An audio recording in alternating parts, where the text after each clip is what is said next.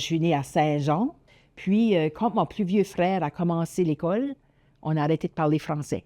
Parce que lui s'emmenait avec l'anglais qu'il avait appris à l'école et les voisins. Et puis, ma mère nous parlait en français, puis on la comprenait, mais on y répondait en anglais. C'était comme... Ça s'est fait comme tout seul. On avait 3-4 ans, là, puis on faisait ça. Puis c'est là que mes parents ont décidé de déménager à Richelieu-Village pour pas qu'on perde notre langue, parce que c'était important pour les autres. Mes parents sont originaires de Bouctouche. Moi, j'ai arrivé là, j'avais 10 ans.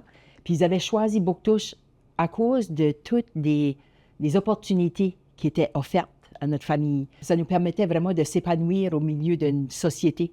J'ai été à Marguerite Michaud à partir de ma 5e année, puis ensuite je suis allée à Clément-Cormier, puis c'est là que j'ai fini mon secondaire. J'ai venu à l'Université de Moncton, j'ai fait un baccalauréat en administration des affaires, puis ensuite, un peu plus tard, j'ai fait une maîtrise en théologie à l'Université de Sherbrooke. Puis à un moment donné, il y avait des groupes de jeunes, des groupes de prière, puis de développement de la personne, des choses comme ça. Et là, il y avait des religieuses, Notre-Dame du Sacré-Cœur, puis il y avait aussi les filles de Jésus. Et quand je voyais les sœurs, comment est-ce qu'elles étaient, comment est-ce qu'elles... Je sentais qu'ils avaient une liberté qui rejoignait ma façon d'être, qui rejoignait mon âme. Puis moi, j'avais le goût d'être comme elles. Alors, j'étais déjà prête. Puis je suis rentrée en communauté. Et j'avais 30 ans à ce moment-là. Ça fait 37 ans que je suis en communauté. Quand je vais chez Notre-Dame du Sacré-Cœur, je me sens chez nous. Il y avait quelque chose de communautaire, rassembleur, fête, joyeux. Il y a quelque chose qui est très collé à la culture acadienne, à la francophonie, à la femme, qui permettait aux femmes de devenir pleinement qui elles étaient dans un monde qui était plus masculin, puis que la femme avait moins de place. Moi, je l'ai vraiment discerné, ma vocation.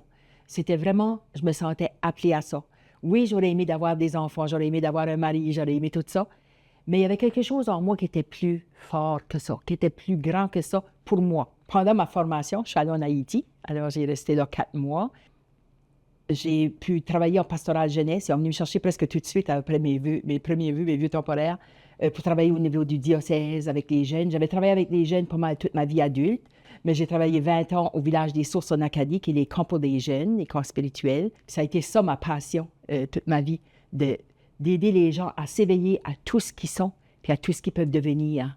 Alors, d'ouvrir cette porte-là le mieux que je pouvais avec ce que j'avais comme don, talent, puis aussi comme démarche que je proposais. D'abord, je suis sur le conseil général de notre congrégation, alors je donne les décisions de toute la congrégation. Je suis responsable des archives, de la salle d'héritage, de la galerie d'art pour notre congrégation.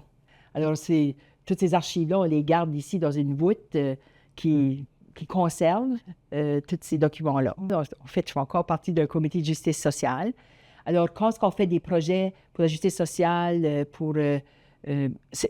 ça peut être local, mais c'est aussi global. Mais je dirais que moi, je vis une vie épanouie, je vis une vie heureuse, je suis heureuse de qui je suis, de qui je suis devenue. Je me sens bien dans ma peau, je me sens bien d'être une religieuse Notre-Dame du Sacré-Cœur. Alors, j'ai une fierté de Bouctouche, de venir de Bouctouche, de ce qui se passe à Bouctouche. Il fait beau à Bouctouche, c'est une belle communauté.